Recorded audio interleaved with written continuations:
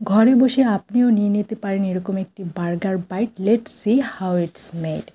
কিমা তৈরি করার জন্য চর্বি ছাড়া গরুর মাংসে 3-4টা পাউরুটি দিয়ে ব্লেন্ড করে নিতে হবে। এরপর এই কিমার ভিতর দিয়ে দিতে হবে মিহি করে কেটে রাখা পেঁয়াজ। আমি এখানে মোটা পেঁয়াজ দিয়ে ভুল করেছি আসলে। তারপর দিয়ে দেবেন 1 টেবিল চামচ আদা রসুন বাটা, 2 চামচ গোলমরিচ, অল্প একটু হলুদ, পরিমাণ মতো লবণ দিয়ে ভালোভাবে মাখিয়ে নিতে হবে। এরপর পেটির শেপ আকার করে নিতে হবে। তারপর অল্প তেলে মৃদু আঁচে ভেজে নিতে হবে আর অবশ্যই ঢেকে দিতে হবে যাতে সিদ্ধ হয়।